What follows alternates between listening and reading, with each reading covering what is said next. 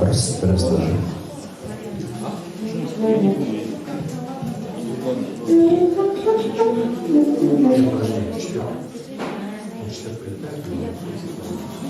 Раз, два, три. Раз, два, три. Не, просто не сидел.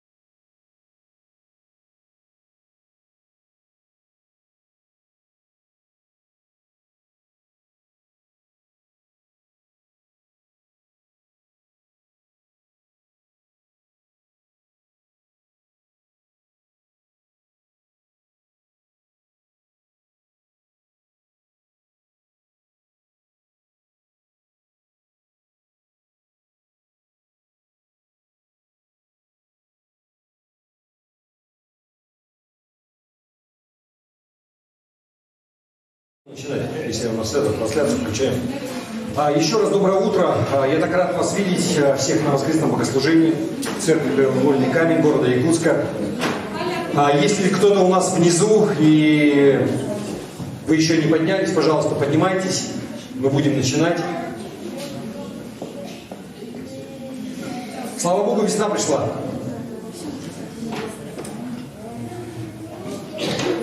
Знаете, так здорово. Всегда, когда совсем недавно еще морозы были, было холодно и тоскливо. Когда 50 и 40 слишком долго, как-то не очень весело. Но радостная весть в том, что после этого обязательно всегда будет тепло и будет солнце. Может быть, у тебя в жизни какие-то проблемы сейчас? Знай, прежде чем солнце оно взойдет, оно выйдет. Такое вот давление всегда, оно максимума достигает. То есть кажется, что непогода, она как-то... И то же самое в жизни. Но не бывает так, что все время плохо. А у нас еще такое преимущество, что мы с Богом ходим, да? И у нас есть надежда и упование на Него. То вот людям в миру совсем тяжело. Давайте мы поднимемся, мы прославим нашего Господа за это, в том числе. Ибо Он достоин. Аминь. Давайте мы благословим наше собрание, и мы прославим Господа. Господи, Отец, благодарим Тебя за Сына Твоего Иисуса, за Духа Святого, которого Ты дал нам, за Твое утешение, за Твою заботу, за Твою благодать в наших жизнях. Господи, мы пришли сюда, чтобы искать Твоего лица, чтобы искать Твоего присутствия. Мы просим Тебя, Господи, пусть Твое помазание нам будет здесь на собрании. Все, что не делается, пусть делается в соответствии с Твоей волей. Господи, говори нам в сердца, касайся людей. Дай нам услышать голос Твой. Дай нам пережить Твое прикосновение, Твое присутствие, Господи. Все, что не делаем мы здесь, мы делаем в Твою славу. Прими эту хвалу, Господи. И мы благословляем это собрание, и мы славим Тебя. Аминь. Давайте мы прославим Господа. Пойте Ему, как никогда. Хорошо? Ты Бог на небесах, Ты Искупитель наш,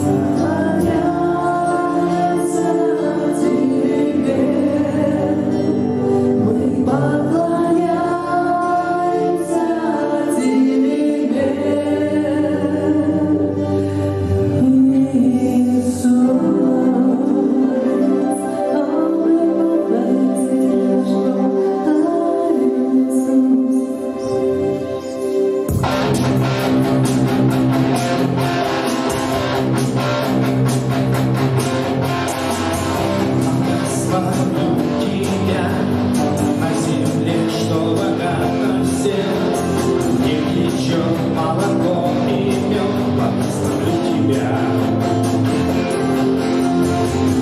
Благословлю тебя и в пустыне, в которой я, проходя и долиной зла, благословлю тебя.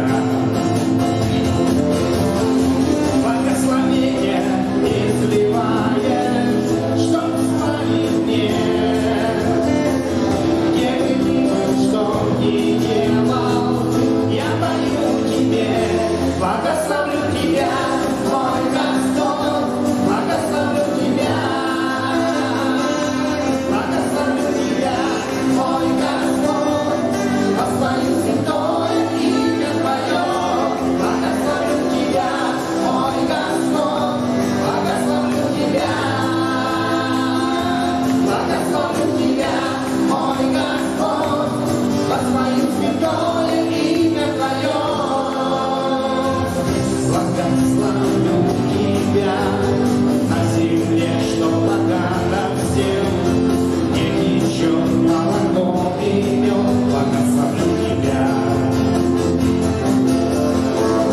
Благословлю тебя и в пустыне, в которой я, проходя и долиной зла, благословлю тебя. Благословение изливаешь, чтоб славить мне. Где бы ни был, что ни делал, я пою тебе, благословлю тебя, мой Господь, благословлю тебя. Благословлю тебя, мой Господь, воспою святое имя Твое. Благословлю тебя, мой Господь, благословлю тебя. Благословлю тебя, мой Господь, воспою святое имя Твое. Ты можешь все мне дать, ты хочешь все мне дать, и я хочу за все тебя благословлять. Ты можешь все мне дать, ты хочешь все мне дать, и я хочу за все тебя благословлять. Благословлю тебя, мой Господь,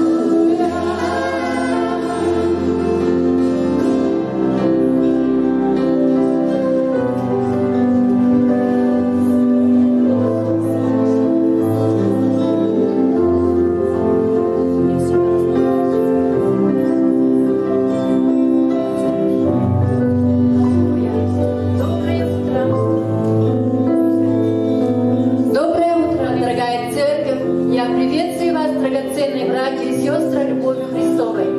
Всех тех, кто дома у себя, и всех, кто за экраном своих гаджетов, приветствую. И сегодня в нашей церкви пришли те наши драгоценные братья и сестры, которых давно мы не видели.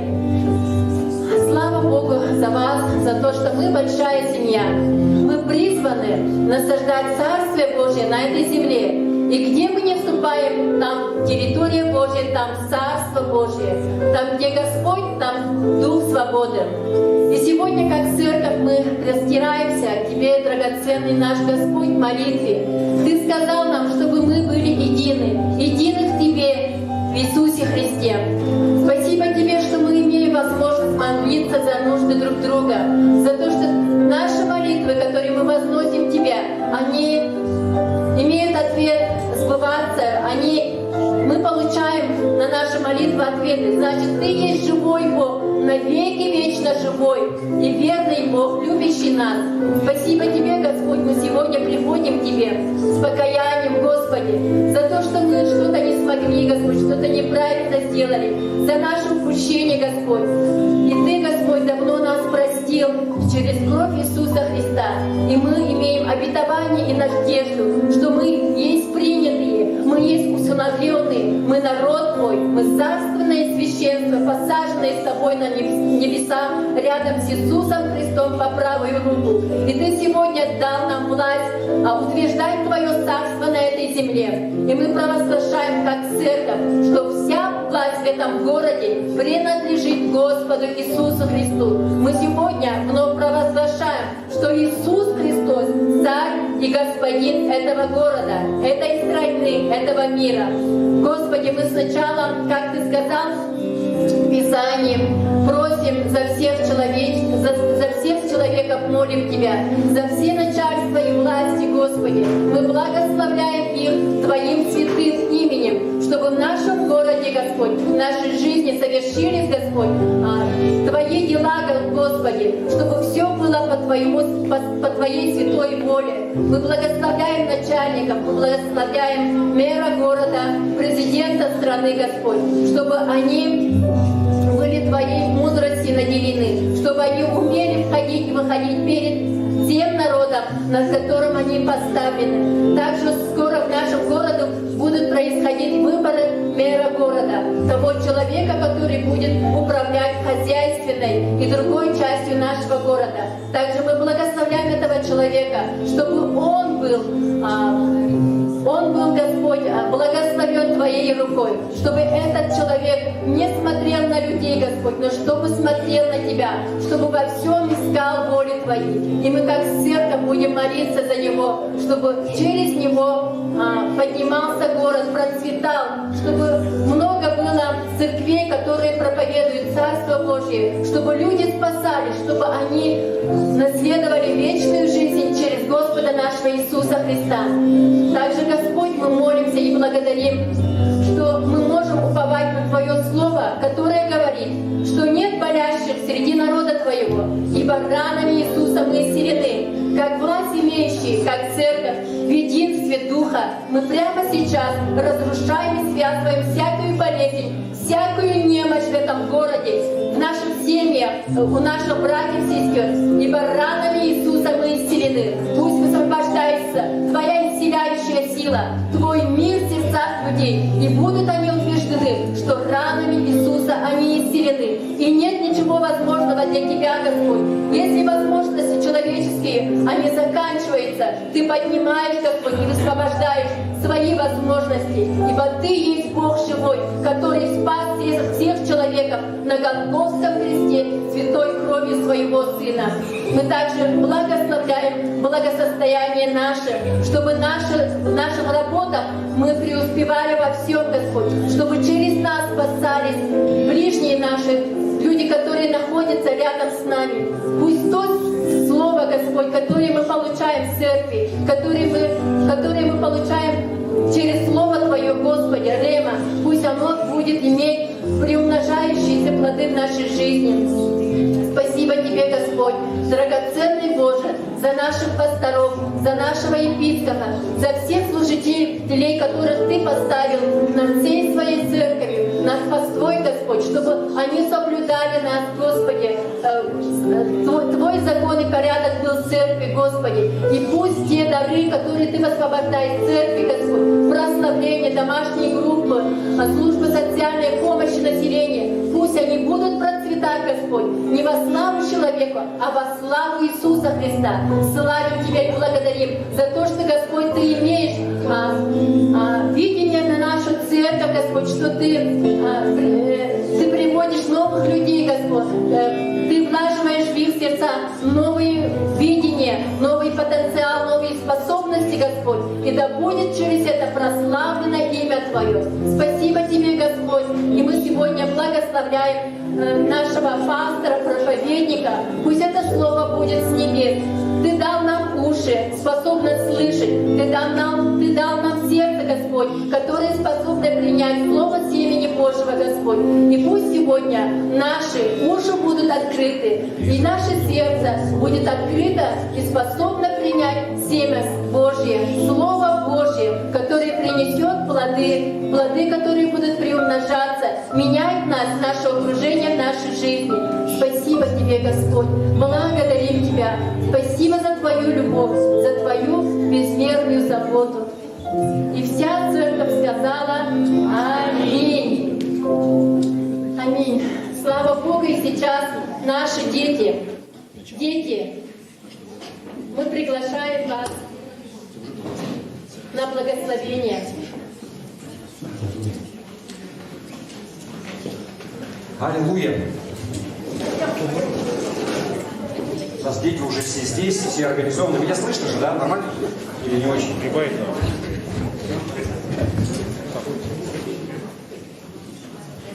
Говорят, Вячеслав, можно чуть-чуть прибавить вот этот микрофон? Говорят, ну не очень слышно. Чуть побольше. Слава Богу за наших детей. У нас вроде количество то больше, то меньше, но все время что-то как-то разные лица. Да?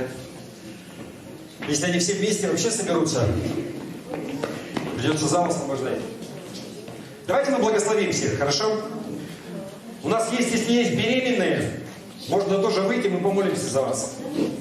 Если стесняетесь, то можно там остаться, а если не стесняетесь, выходите. Аллилуйя. Давайте мы прострем наши руки. Господи, это народ Твой. Мы благословляем каждого из этих детей, подростков. Мы провозглашаем, что они будут благословением для своих родителей, для своих родственников, будут надеждой и опорой им в старости, что они будут надежными товарищами и друзьями для своих друзей. И мы, Господи, провозглашаем Твою защиту над ними во все дни их жизни. Господи, пусть Твоя рука, она будет над ними. Уберегай их от зла. Веди их дальше по жизни, Господь. Господи, сейчас такое время у многих подростковое, становление характера. И мы просим Тебя, Господь, благослови их хорошими наставниками. Благослови их надежными людьми, на кого можно положиться в жизни. Благослови их друзьями, которые не будут предавать. Благослови их такими людьми в окружении, которые окажут положительное влияние на развитие их. Господи, пусть они узнают, что такое любовь, что такое верность, что такое преданность во имя Иисуса. Господь, в свое время, пусть каждый из них, он примет правильное решение. Он выберет Тебя, выберет жизнь в сознательном уже возрасте. Господь, и мы просим Тебя также за их будущие семьи. Мы просим Тебя за их детей.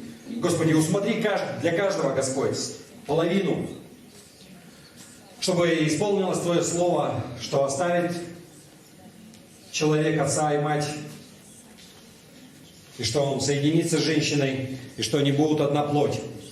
Господь, пусть у каждого из них будет семья, будут дети, и пусть они будут благословением дальше во имя Иисуса. И, Господь, пусть каждый из них найдет свое призвание. Пусть будет лучшим, Господь.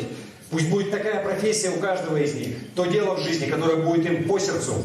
Когда они будут делать, будут любить это и будут получать за это достойную зарплату во имя Иисуса. Пусть так будет. И весь Божий народ сказал. Аминь. И мы, Господь, просим Тебя за младенца, который еще в животе находится. Благословляем его развитие во имя Иисуса, Господь. Господи, сделай так, чтобы развитие оно протекало полноценно, чтобы ребенок он родился здоровый, живой, Господи. Благослови его, благослови здоровье мамы, Господь. По возможности просто облегчи ее беременность, Господь, чтобы не было никакого токсикоза, чтобы она чувствовала себя хорошо. Во имя Иисуса Христа.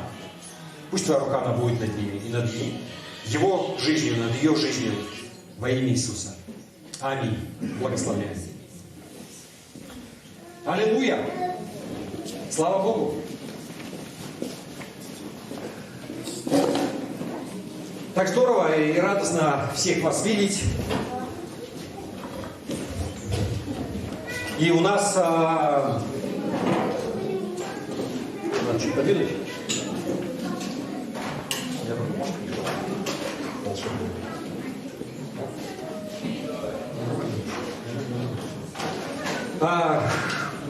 У нас есть несколько вещей. У нас на следующей неделе приезжает пастор с Кавказа Рафаэль. И он должен приехать в среду, если все хорошо. Вернее, в четверг. Из пятницы мы берем пост церковью трехдневный.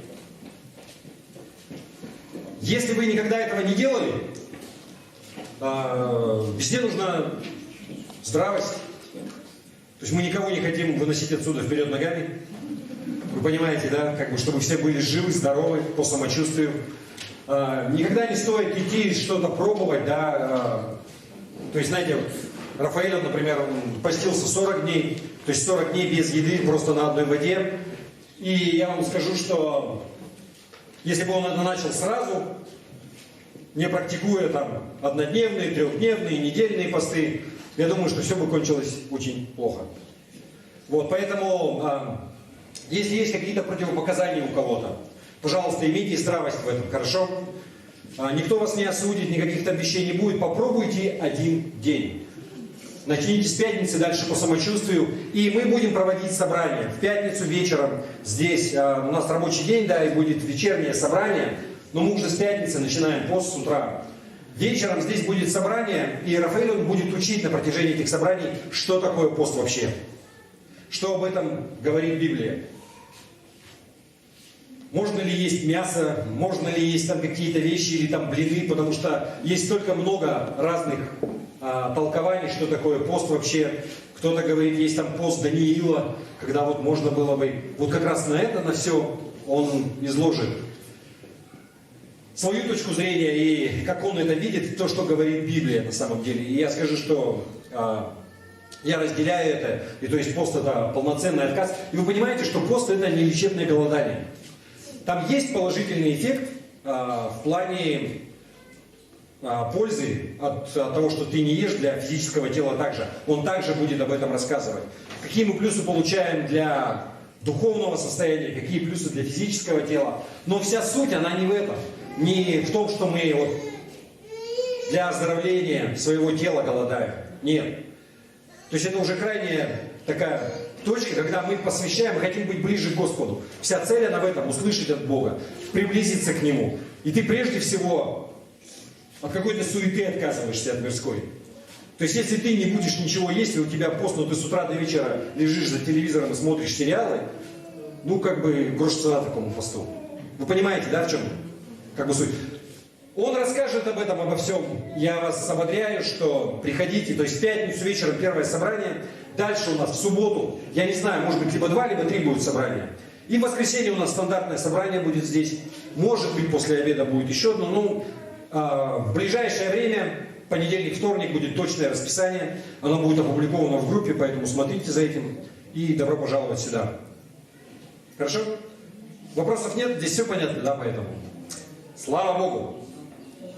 Также, что еще у нас?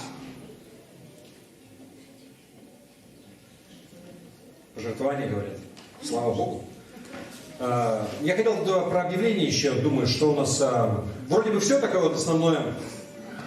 Поэтому я думаю, что это очень важный такой этап для нас. И, знаете, Господь так все усматривает. У нас какое-то вот движение в церкви началось, начинается новое служение, у нас много планов, задумок.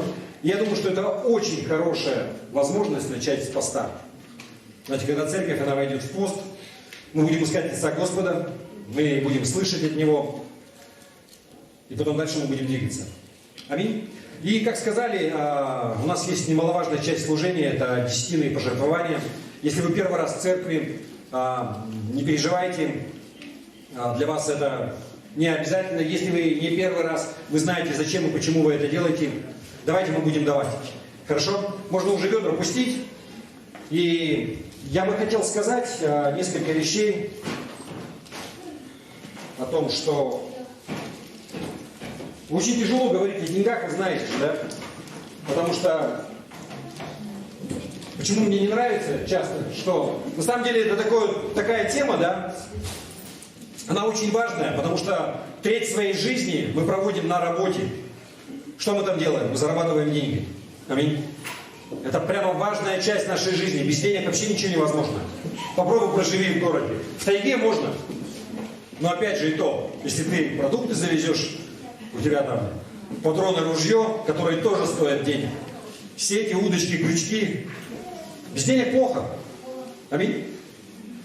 Поэтому это важная часть, но когда говорят об этом постоянно, вот лично у меня всегда в церкви, знаете, такая мысль возникала. Ну какая тут избитая тема, ну сколько можно, вот, знаете, как будто вот лошадь мертвую пинают. И так все знают все вроде бы, да, и вот как будто как-то высасывают что-то, и вот там выжимают.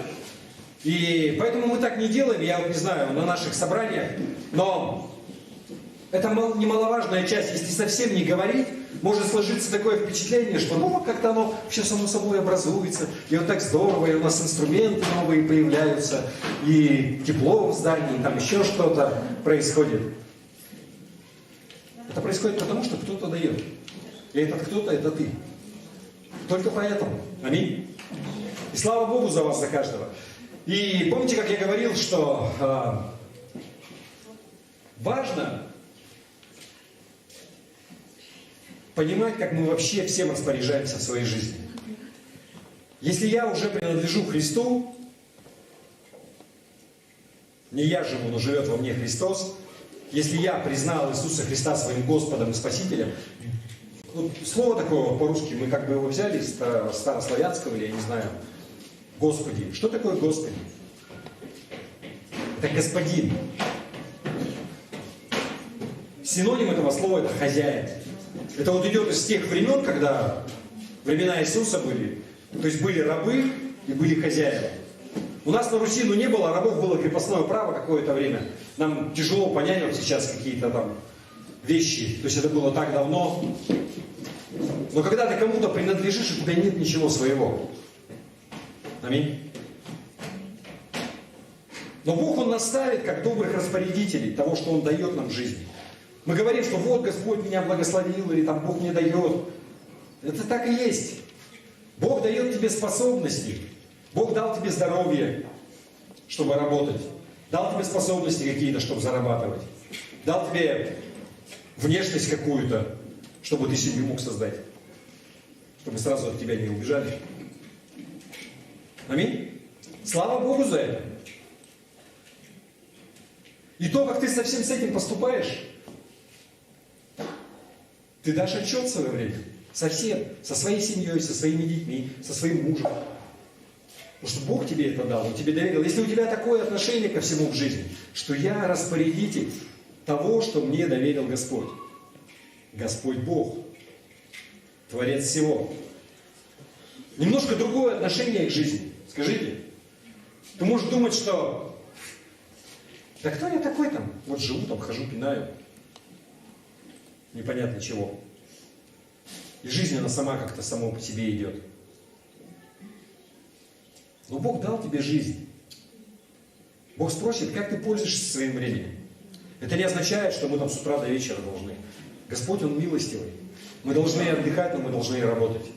Мы должны что-то время и Богу посвящать и уделять. Аминь. И должны это делать осознанно. Поэтому я ободряю вас поступать осознанно, жертвовать осознанно, давать и заботиться и о семье, и о всем. Аминь. Аллилуйя! Пусть Господь благословит каждого, кто дает. Аминь. У нас сегодня интересная тема, и надо подождать.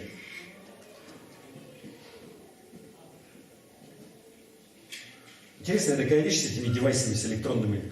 Время идет, и казалось бы, раньше все открывалось, все быстро работает. Вроде бы 10 лет прошло, и все начинает притормаживать. Что происходит? Электронные девайсы, как прообраз человека, тоже, когда стареешь, я тоже начинаю чувствовать, что иногда притормаживаю. Раньше вроде бы раз, и сразу на ум пришло. И сейчас что-то думаешь. Я один такой или у кого-то еще бывает? Бывает? Хорошо, у нас сегодня интересная тема в том смысле, что это самое... Мы будем смотреть на молитву Иисуса, и это самая длинная молитва Его, которая записана вообще в Евангелии. И кто-то называет, из богословов называет это первосвященническая молитва Иисуса Христа. Но я бы хотел, чтобы мы немножко с другой стороны на нее посмотрели. Я бы сказал, что это молитва любви. Давайте мы прочитаем, я думал, читать, не читать, потому что это целиком вся глава. Но я думаю, что полезно нам будет. Иоанна 17 глава, с 1 по последний стих прочитаем. Кто на этой неделе хоть раз читал Библию? Аллилуйя! Слава Богу за вас! Для тех, кто не читал, мы сейчас прочитаем, чтобы хотя бы раз в неделю по главе. Вообще каждый день по главе, на самом деле, это не так сложно. Это буквально 5 минут, главу пробежал. Но это такие перемены в жизни. Хорошо. И что здесь происходит? Это молитва Иисуса Христа буквально за несколько дней до того, как его казнят. Его схватят, его казнят. Он уже все это знает. И то есть, вы понимаете, да, это вот что-то, вот он молится Богу перед тем, как он знает, что он будет вознесен на небо. Ну или не сразу вознесен, но он будет распят, его как бы заберут, да? То есть это как можно сказать, вот если у тебя, ты знаешь, что скоро все, и у тебя есть шанс помолиться, или о чем-то попросить, и ты вот что-то туда вкладываешь. Давайте мы почитаем. 1 стих. «После сих слов Иисус возвел очи свои на небо и сказал: Отче, пришел час, прославь Сына Твоего, да и Сын Твой прославит Тебя. Так как Ты дал Ему власть над всякою плотью, да всему, что Ты дал Ему, даст Он жизнь вечную. Сия же есть жизнь вечная, да знают Тебя, единого истинного Бога и посланного Тобой Иисуса Христа. Я прославил Тебя на земле, совершил дело, которое Ты поручил мне исполнить. И ныне прославь Меня Ты, Отче, у Тебя самого славою, которую я имел у Тебя прежде бытия мира. Я открыл имя Твое человекам, которых Ты дал мне от мира. Они были Твои, и Ты дал их мне, и они сохранили Слово Твое. Ныне уразумели они, что все, что Ты дал мне, от Тебя есть. Ибо слова, которые Ты дал мне, я передал им, и они приняли и уразумели истину, что я исшел от Тебя, и уверовали, что Ты послал Меня. Я о них молю, не о всем мире молю, но о тех, которых Ты дал мне, потому что они Твои. И все мое Твое, и Твое мое, и я прославился в них. Я уже не в мире, но они в мире, а я к Тебе иду, Отче Святой. Соблюди их во имя Твое, тех, которых Ты мне дал, чтобы они были едино, как и мы. Когда я был с ними в мире, я соблюдал их во имя Твое, тех, которых Ты дал мне. Я сохранил, и никто из них не погиб, кроме сына погибели, да сбудется Писание. Ныне же иду, к Тебе иду, и сие говорю в мире, чтобы они имели в себе радость мою совершенную. Я передал им Слово Твое, и мир возненавидел их, потому что они не от мира, как и я не от мира. Не молю, чтобы Ты их взял из мира, но чтобы сохранил их от зла. Они не от мира, как и я не от мира. Освети их истиной Твоей. Слово Твое есть истина. Как Ты послал меня в мир, так и я послал их в мир. И за них я посвящаю себя, чтобы и они были освящены истиной. Не о них же только молю, но и о верующих в меня по слову их. Да будут все едино, как Ты, Отче, во мне, и я в Тебе так, и они да будут в нас едино. Да уверует мир, что Ты послал меня. И славу, которую Ты дал мне, я дал им. Да будут едино, как мы едино. Я в них, и Ты во мне. Да будут совершенны воедино, и да познает мир, что Ты послал меня и возлюбил их, как меня. Отче, которых Ты дал мне, хочу, чтобы там, где я, и они были со мною. Да видят славу мою, которую Ты дал мне, потому что возлюбил меня прежде основания мира. Отче праведный, и мир Тебя не познал, а я познал Тебя. И эти познали, что Ты послал меня. И я открыл им имя Твое, и открою, да любовь, которую Ты возлюбил меня, в них будет, и я в них. Я вас ободряю прочитать это местописание в каком-нибудь современном переводе дома. Хорошо? Не знаю, как мы сейчас читали, насколько вы все поняли, но мы сейчас будем разбирать. И почему я говорил, что молитва любви, там как бы вот в конце говорилось, да? И интересные вещи вот вообще про любовь.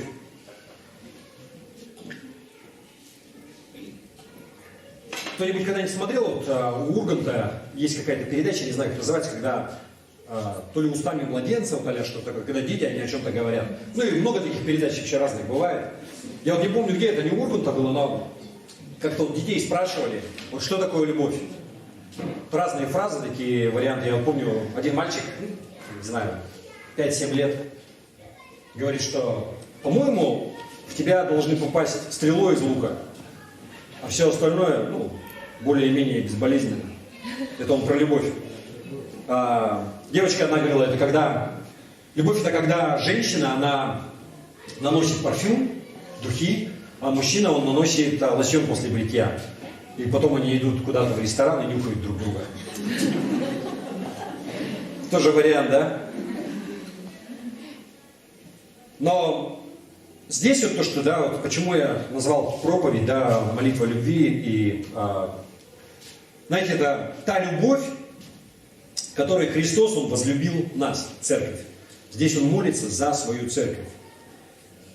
И, как я уже сказал, вот эта молитва, которая в 17 главе Евангелия от Иоанна, это самая длинная молитва Иисуса, которая вообще упоминается.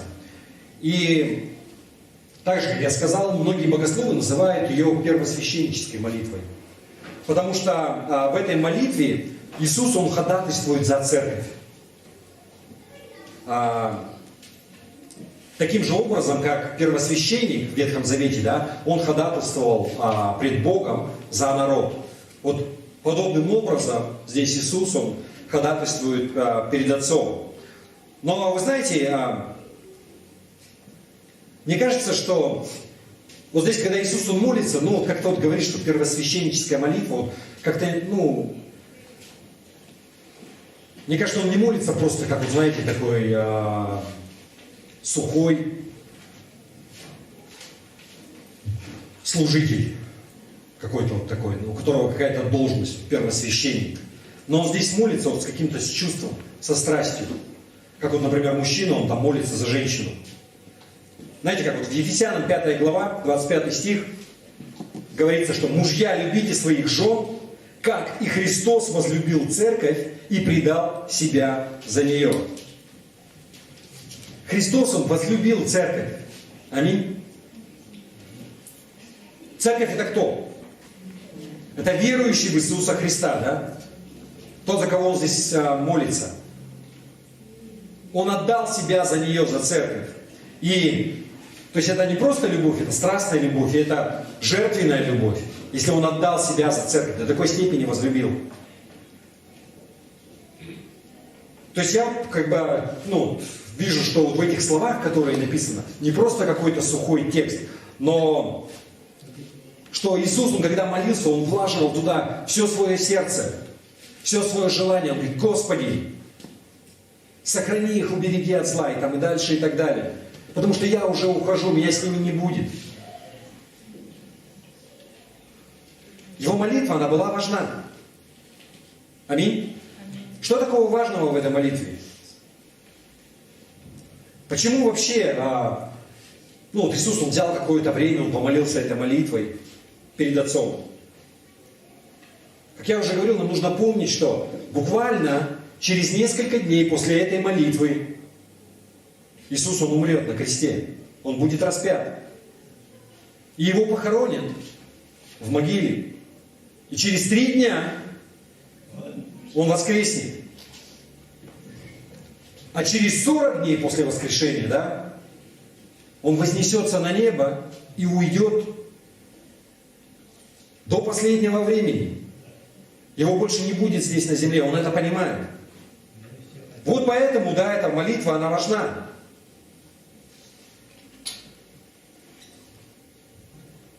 Его не будет уже здесь. И Он уже ничего не сможет сам своими руками сделать, но Его церковь, Его последователи, они будут уже в руках тех людей, кто остался вместо Него. Аминь. И когда это произойдет, все эти люди, они столкнутся с теми опасностями, которые есть в этом мире. Потому что Он воплоти уже здесь не будет, чтобы защитить. Аминь.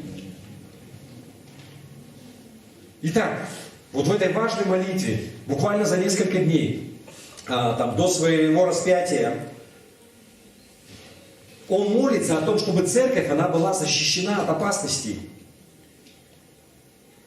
И самая первая опасность — это, как написано, лукавый или сатана. В 15 стихе, вот то, что мы прочитали, Иоанна 17 глава, 15 стих. «Не молю, чтобы ты взял их от мира». То есть, я не молю тебя о том, чтобы ты их вознес на небо со мной, но чтобы сохранил их от зла. Мы не очень в нашей церкви в последнее время проповедуем и говорим о сатане, потому что в свое время достаточно напугали всех. Но сатана, он реален. Он наш враг, и мы ему точно не нравимся. На самом деле, его задача, его цель, его все мысли и побуждения для того, чтобы уничтожить нас.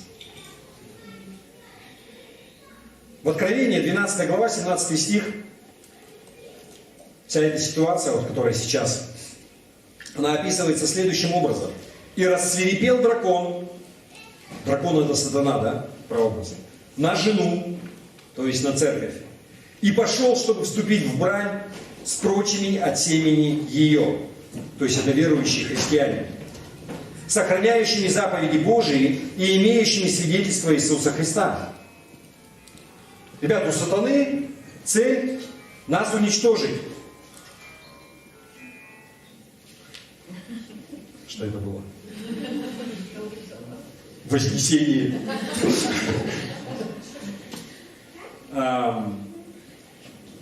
У сатаны задача нас уничтожить. Не прямо сейчас, под эту музыку, а вообще. И ничего личного, то есть не против кого-то. На самом деле он просто ненавидит Бога. И он ненавидит Бога настолько сильно, что он хочет уничтожить нас, потому что мы ценны для Бога. Дело не в тебе, но просто ты ценен для Бога, а он хочет насолить Богу. Иисус, Он возлюбил нас. Иисус, Он умер за нас, для того, чтобы мы могли быть спасены, что теперь мы принадлежим Ему. И сатана, он думает, что если я могу их уничтожить, то тогда я причиню боль Иисусу. Вы со мной? Пока все понятно же, да? То есть я хочу, чтобы вы понимали, что, хотя мы и не говорим, потому что не стоит его бояться, но сатана, он реальный. Знаете, я не знаю, кто это сказал, что самая величайшая ложь сатаны это в том, что он убедил мир, что он не существует. Сейчас, когда люди, я не знаю, где-то на Западе, в большом городе, мегаполис, проводилось исследование газеты, и вопрос стоял следующий. Как вы считаете, сатана это живое существо или это просто символ всего зла, который есть в мире? И 2/3 людей, они сказали, что это просто символ. Вот сатаной называется просто все зло, которое существует, вот это вот и есть сатана. 75% людей так считают. Но вы знаете, что сатана это не просто символ. Это личность. Он существует. И он серьезный противник для церкви.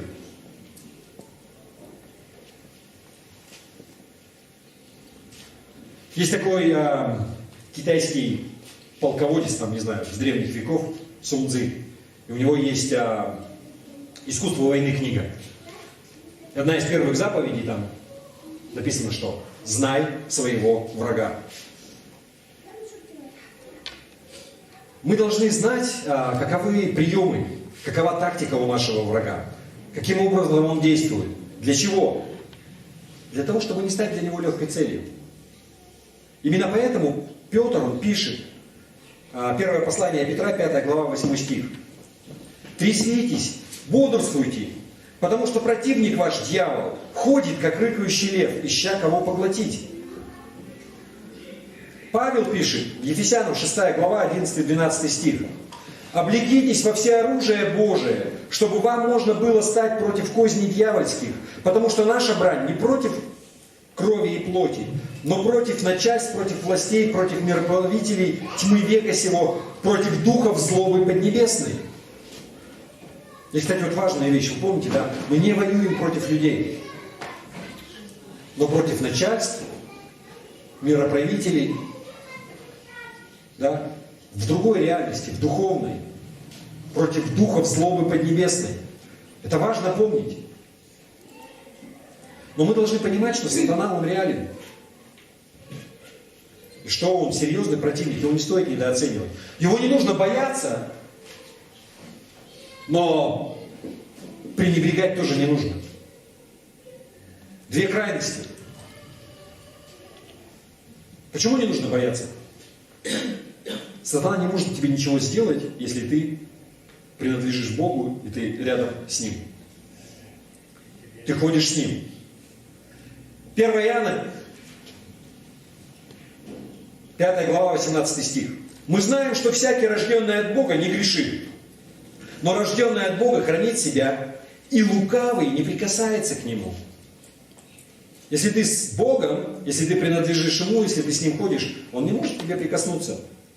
И если ты остаешься с Богом, близко с Ним, Он ничего не может сделать. Аминь. Итак, самая первая вещь, когда вот Иисус, Он здесь молится, Он знает, что Он скоро будет вознесен на небо по прошествии какого-то времени, Он уже не будет здесь на земле. И вот Его ученики, они остаются, и потом останутся те, кто поверит по слову их, да, Его учеников. И о чем Он молится? Он молится о том, чтобы Отец, Он держал их поближе к себе, для того, чтобы зло, оно ничего им не причинило, никакого вреда. И вторая вещь, о которой Он молится, чтобы мы были освящены Его истиной. 17 стих. «Освети их истиною Твоею». И дальше Он поясняет, что это такое, да? Слово Твое есть истина. «Освети их истиною Твоею». Слово Твое есть истина. Почему это важно? И это взаимосвязано, первый и второй пункт. Знаете, в Евангелии от Иоанна, 8 глава, 44 стих. В самом конце он говорит, что когда говорит он ложь, это про дьявола, говорит свое, ибо он лжец и отец лжи.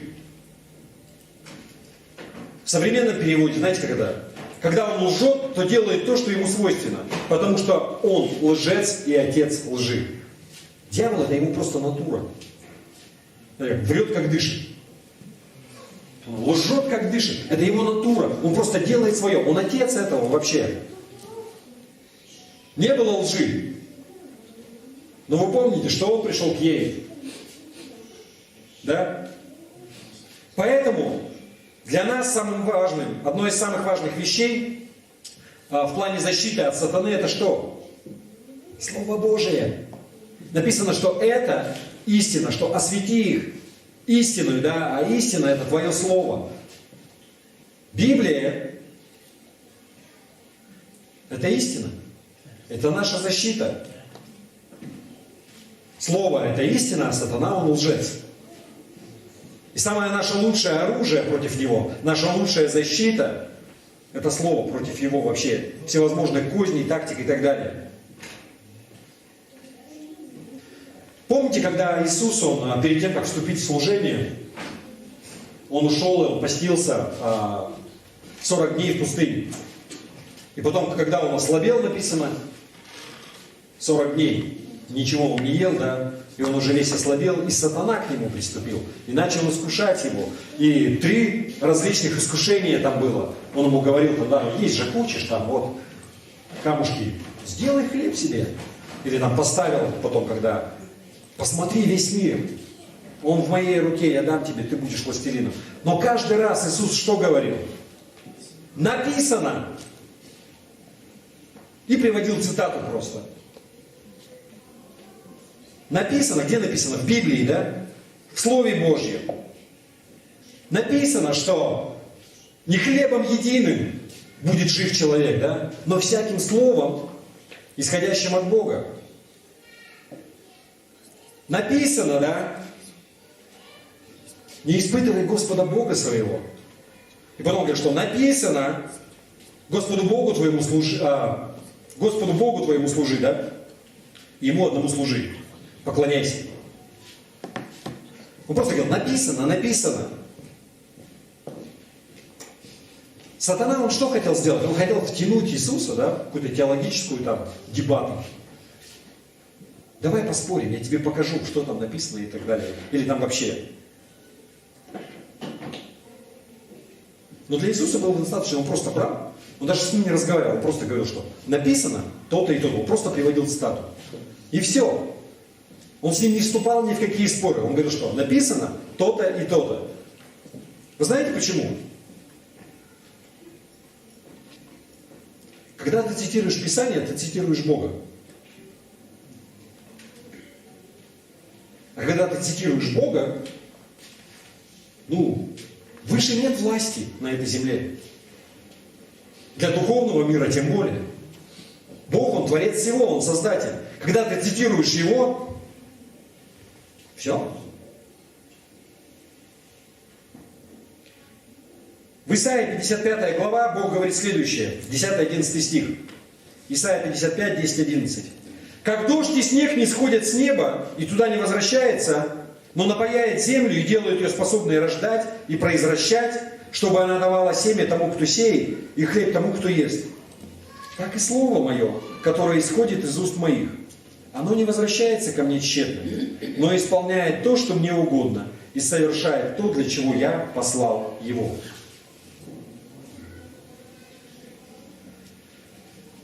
Как бы мудр и умен не был бы человек какой-либо, у нас были великие философы, мужи в истории человечества, но ни один из них, он не может сравниться с Богом.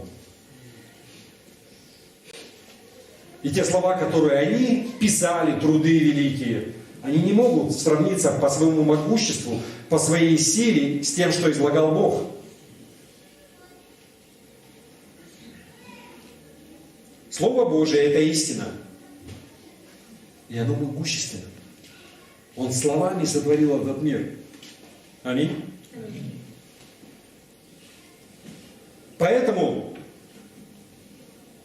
в Евреям 4 глава 12 стих написано: Ибо Слово Божие живо и действенно, и острее всякого меча обоюдоострого. Оно проникает до разделения души и духа, составов и мозгов, и судит помышления и намерения сердечные.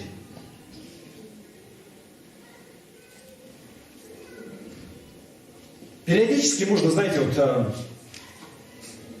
бывают всевозможные дебаты, и люди пишут какие-то вещи. Я как-то читал статью, где человек, он пишет о том, что ну, вот можно читать Библию вот, как бы, и брать ее как исторический источник, да, вот, для науки, например, история еврейского народа, что вот там происходили какие-то истории и какие-то чудеса, но...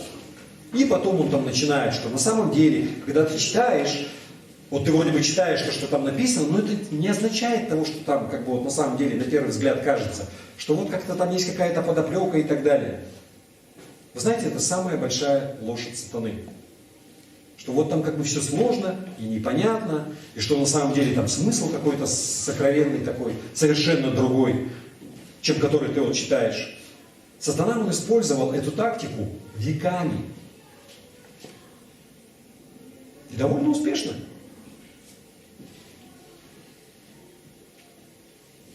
Вы помните, что когда с самого начала, когда вообще написано, то, что записанная у нас история есть, когда сатана он солгал, и он пришел к Еве в Едемском саду, и он ей сказал: слушай, действительно ли Бог тебе сказал не есть вообще от всех деревьев в этом саду? И он начал там на мозги там капать, чего-то объяснять, и говорит, что да Бог соврал тебе, что ты там смертью умрешь. Потом, когда она съела, там, ну видишь же, ты же не умерла.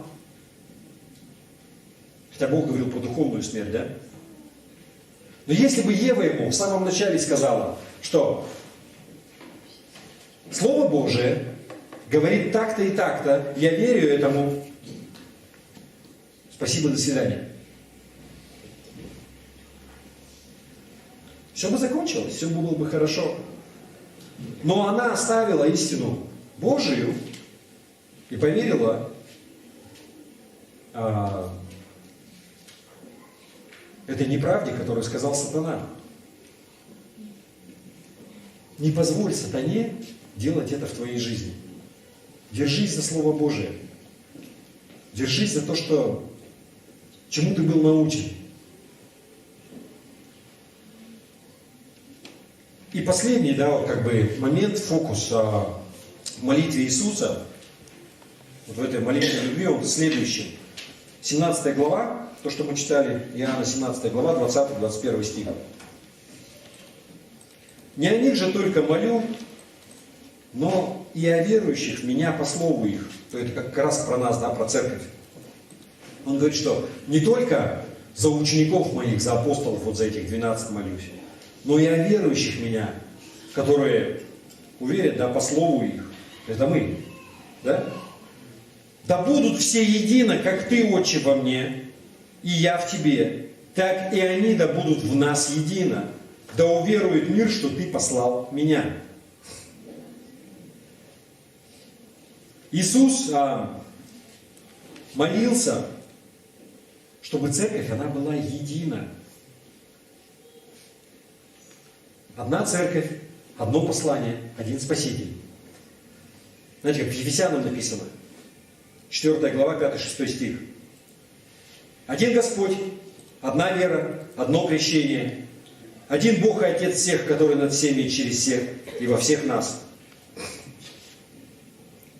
Здесь Бог, Он приводит такие интересные параллели, что как я с тобой, как мы едино, то есть Бог, Он триедин, да? Каждая личность, но они едины. Так и они пусть будут в нас, то есть мы в Боге будем едины. Цель сатаны, она является в том, чтобы разделять нас. Чтобы уничтожить единство. Потому что он знает, что единая церковь – это самый худший для него кошмар. Он ничего не может с ней сделать. Я как-то картинку видел где-то на каком-то христианском сайте. мемчик такой, змея, то есть как сатана, да, и вокруг него такие большие птицы, которые там его дербанят со всех сторон. И надпись была, что когда церковь, она едина, у дьявола нет ни одного шанса.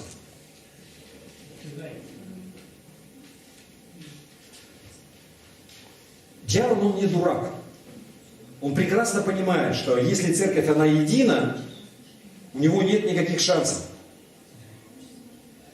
Поэтому его цель, прежде всего, вносить разделение в тело Христово. Когда они там между собой сами начинают, вот тогда их можно выдергивать по одному. Вы понимаете, да?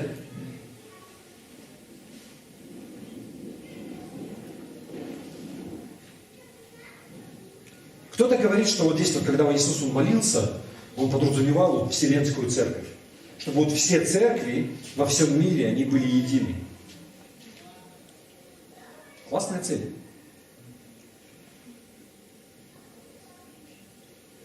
Я вот не могу сказать, что у меня веры хватает на то, что это в моей жизни будет. При моей жизни имеется в виду, что я, пока я не умру, что церковь вселенская, она объединится. Я не умаляю способности Бога вообще сделать это. Но вы знаете, с самого момента, когда церковь только образовалась, через 3 года после того, как Иисус вознесся, и церковь образовалась, через 3 года церковь, она раскололась. Было первое разделение. То есть вы знаете, что в то время изначально церковь, она состояла из иудеев, из евреев, которые были обрезаны, которые жили по закону Моисеева, и вот они покаялись. И потом стали приходить язычники, и для них это было, то есть возник величайший спор, а нужно ли язычникам обрезаться, да, для того, чтобы они как бы в нашего Бога начали верить. И таким образом церковь, она разделилась. Даже несмотря на то, что Бог, Он сказал, да, через своих апостолов, что обрезание нам больше не нужно. Что наше духовное обрезание – это крещение водное, которое мы принимаем.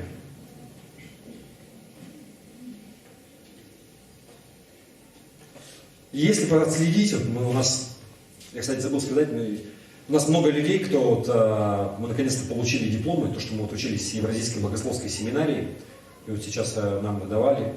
И вот один из предметов был это история церкви. История церкви на самом деле уже большая. Больше 2000 лет, да? И за эти 2000 лет столько всего было. Столько разделений. Никто не знает точно, сколько современных деноминаций. Говорят, что в районе 1500 христианских деноминаций.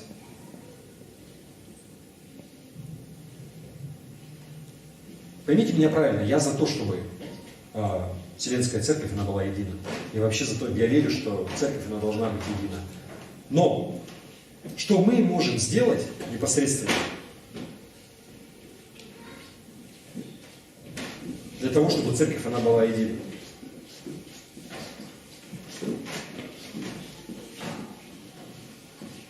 Я думаю, что нам нужно сосредоточиться на нашей внутренней общине. Сначала, а потом на нашем городе. У нас есть 10 церквей. Сначала на общине на нашей, потом на всех церквях. Не вносить, по крайней мере, расколы какие-то. Если там есть какие-то правила у них, не раздражать.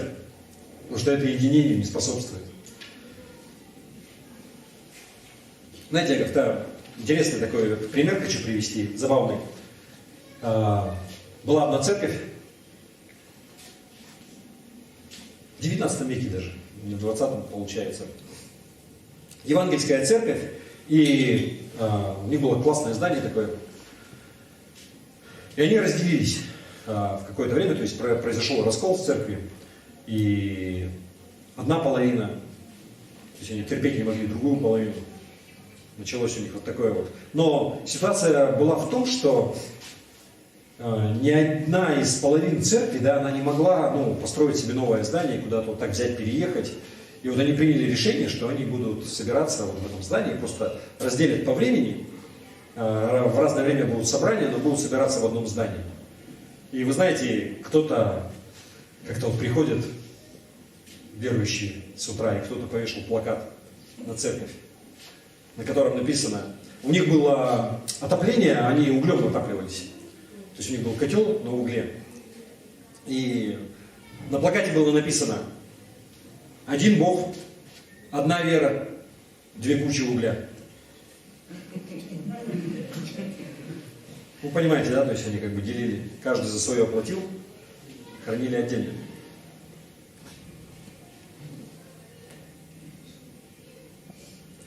Поэтому, знаете, когда люди говорят, что вот я за все хорошее против всего плохого во всем мире, это здорово. Это здорово хотеть единства Вселенской Церкви. Но начинать нужно с себя. То, что мы можем сделать, это смотреть на нашу общину, на нашу церковь. Для того, чтобы здесь не было разделения. У нас вообще никак не можем посчитать, я уже звонил, спрашивал, сколько лет нашей церкви. Легкая путаница, она в том, что какое-то время церковь она существовала как религиозная община, не регистрируясь в Минюсте. То есть это тоже по закону позволяется. И вот, там, ну, не знаю, 3, 4, 5 лет, сколько-то мы были не зарегистрированы, потом мы зарегистрировались. Вот вы знаете, когда мы были не зарегистрированы, вот самые первые несколько лет, церковь, она разделилась. И разделилась она на теологической основе, что редкость. То есть там, ну, просто была группа людей в церкви, которые впали в ересь. Они начали говорить о том, что Иисус Христос, Он, я уже не помню. Человек.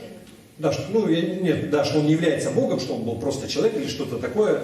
В общем, мы не стали спорить, теологические споры разводить. То есть, когда это просто это, ну, как бы, извините, нам здесь мы просто вообще никак. То есть, можно с какими-то вещами, но это конкретная ересь. Да? Но вы знаете, вот с тех пор, это была еще группа религиозная, когда это произошло. Церковь, она зарегистрировалась, и вот там, не знаю, 20 лет, наверное, уже все-таки ближе к этому, ну или там, если с момента регистрации лет 15-17, у нас не было никогда разделений никаких в церкви. Все это время. И кто-то может сказать, ну, как бы, там, людей-то, но вы знаете, это результат. Потому что основные разделения в церкви сейчас, в церквях поместных, которые происходят, они не происходят на теологической основе. Но они происходят потому, что возникает трение между людьми. То есть вот откровенную ересь, но это уж я не знаю, редко когда начинают нести что-то. И я вот смотрю на это, на все, но вы знаете, я думаю, вот почему? Почему у нас так? И я думаю, что потому что у нас это нигде не произносилось, но если я прочитал это просто у кого-то вот из проповедников, я думаю, что наша церковь, она вот следовала этому принципу. И он звучит следующим образом. Именно поэтому у нас не было разделений. То есть нет другого Господа, кроме Христа, нет другой книги, кроме Библии, и нет другого закона, кроме любви. И самое первое, да, что нет другого Господа, кроме Христа. Вы понимаете, что наша вера вообще, все зиждется на Иисусе Христе.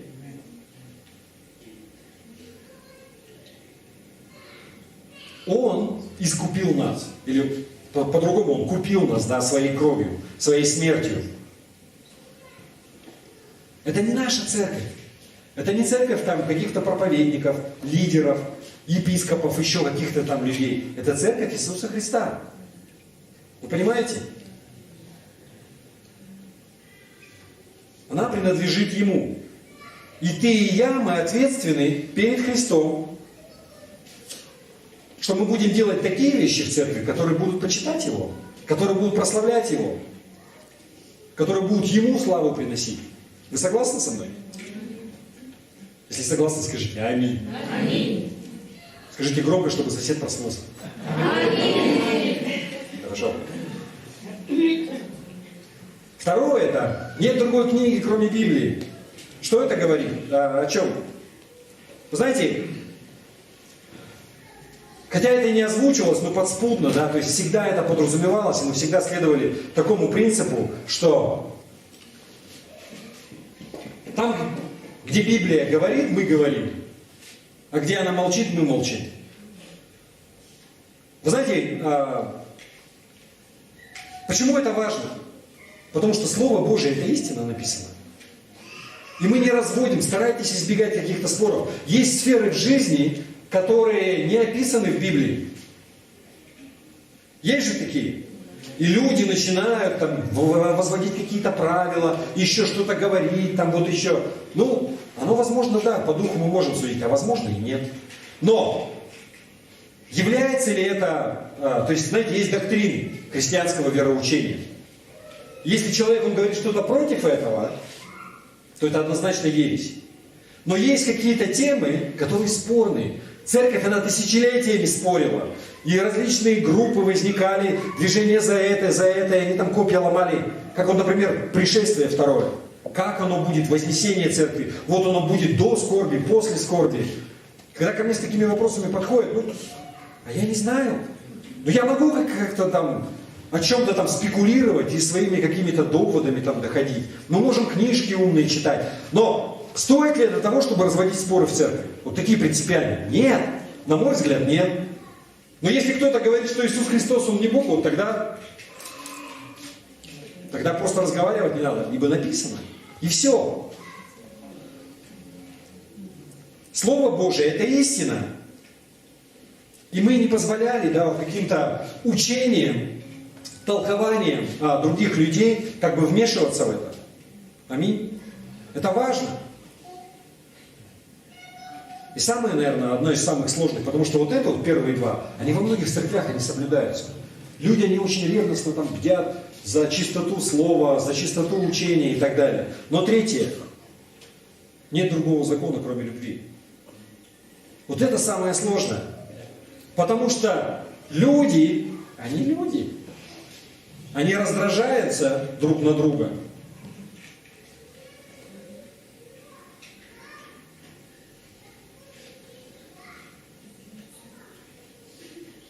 Именно поэтому так много разделений в церквях. Вы понимаете? Именно поэтому у нас 1500 деноминаций по всему миру. Вот про ту церковь, о которой мы говорили, причина, почему у них было 2 кучи угля, это потому что кто-то забыл об этой заповеди новой, которую нам дал Иисус Христос. Любите друг друга. Иисус сказал это в Иоанна 13 глава, 34 стих, да, например, записано. Заповедь новую даю вам. Новый закон. Да любите друг друга, как я возлюбил вас. Так и вы да любите друг друга. На самом деле это настолько важно вообще, что это повторяется несколько раз.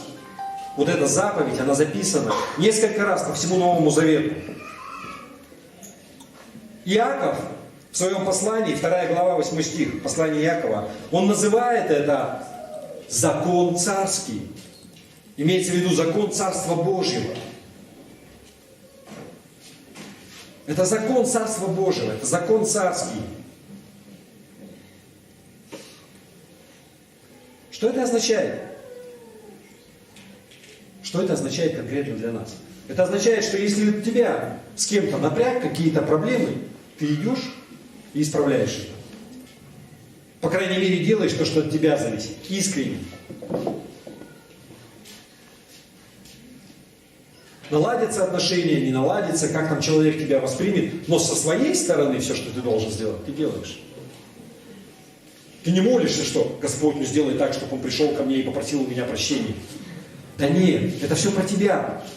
Когда все говорится и всякое обличение, но сюда, оно не туда. Мы не молимся там за кого-то, что Господь, ты повлияй на него, чтобы он пришел и там для меня что-то хорошее сделал. Это уже что-то неправильно в голове. Мы молимся так, что ты измени мое сердце. Бог, Он всегда побуждает, чтобы ты пошел что-то сделал. Аминь.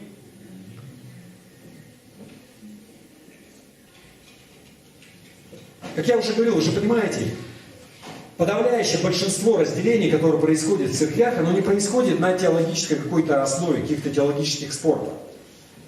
Хотя там может быть изначально какое-то там что-то служит этому. Но в основе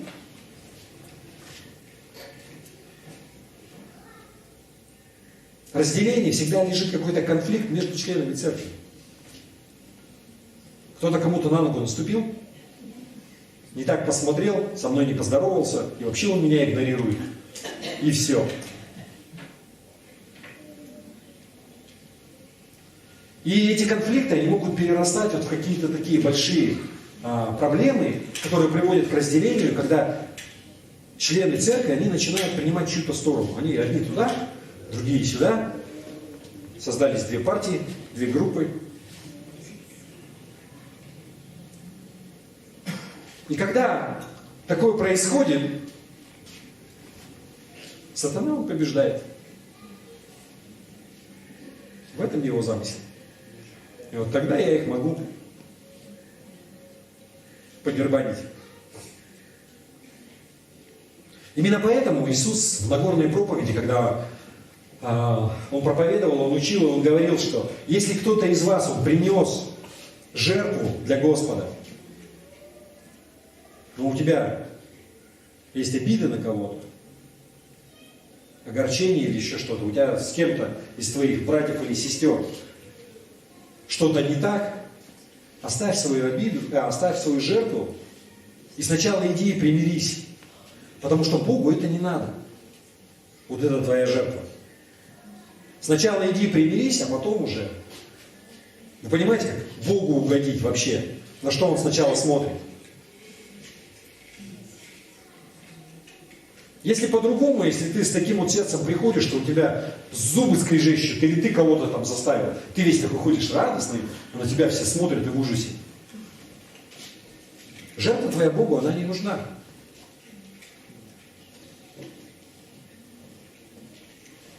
Аминь.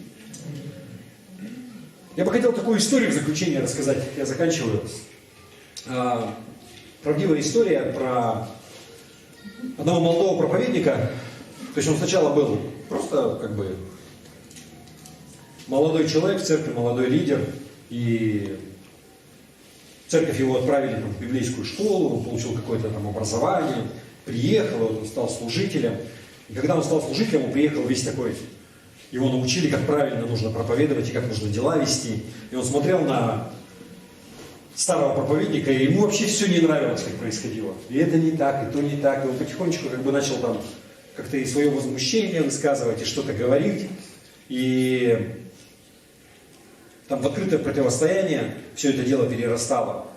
В конечном итоге, просто через какое-то время он уехал совершенно в другой регион страны. То есть там тоже, основалась церковь, и он поехал туда как пастор, в новую церковь. И когда шло время, церковь у него там, она тоже как бы росла, и он с удивлением обнаружил людей, которые с ним поступали точно так же, как он поступал до этого с тем проповедником там, у себя в домашней церкви. И чем больше это происходило с ним, чем больше с ним поступали неправильно, тем больше он понимал, а что же я-то делал вообще, как все это выглядело на самом деле. И в один день он услышал, что, то есть он поддерживал связь со своей церковью родной, что вот этот пастор, вот этот проповедник, он попал в больницу.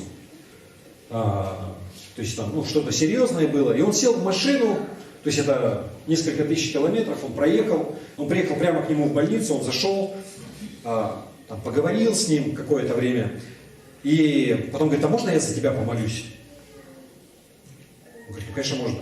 Он начал за него молиться, и когда он молился, он говорит, прости меня вот за все, что происходило, то, что я делал, я был неправ. И вот этот пожилой проповедник, он говорит, слушай, да я давным-давно тебя простил. И вот этот молодой, он потом вернулся к себе в церковь, но он говорит, что я с этого момента я изменился. Я никогда уже не был таким. Я вернулся другим человеком. Вы знаете, вот в этом вот и есть вся заповедь. Возлюби ближнего, как самого себя. Когда ты готов смирить себя перед теми людьми, с которыми ты обошелся неправильно. Когда ты готов смирить себя перед теми людьми, с которыми ты поступил неправильно. Не они смиряются перед тобой. И вот это вот смирение, вот это вот желание так поступать, оно сделает в 1000 раз больше, чем любая теология, любые учения, любые вещи. Аминь. Давайте мы поднимемся, потому что я закончил. Я хочу, чтобы мы помолились. Если Господь что-то положил вам на сердце, я не знаю, может быть, сделать что-то, может примириться с кем-то, может быть, просто помолиться о чем-то. Давайте мы сейчас возьмем какое-то время, 2-3 минуты, и мы сделаем это, хорошо? Я прошу вас, закройте глаза, помолитесь. Давайте слушаем от Господа. Аллилуйя.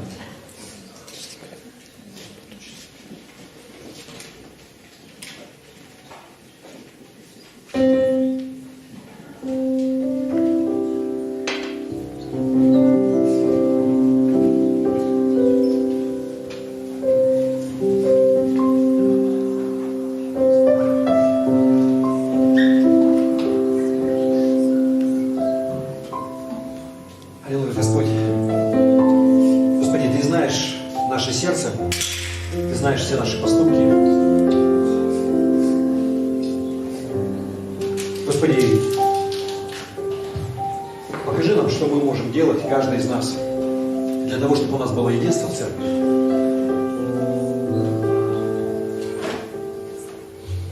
Господи, и дай нам все то, о чем Иисус молился в этой молитве. Береги нас от зла, от дьявола.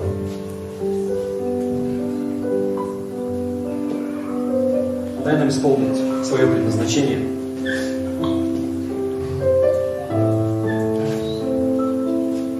И дай нам быть едиными в Тебе. Дай нам прославить имя Твое. Господи, если нужно что-то сделать, просто Ты проговори в сердце. Аллилуйя. Аминь. Я бы хотел спросить, знаете, это все не имеет смысла, если ты не принял Иисуса Христа как своего Господа и Спасителя. Если у нас есть люди в зале, которые ни разу не молились молитвой покаяния, кто-то,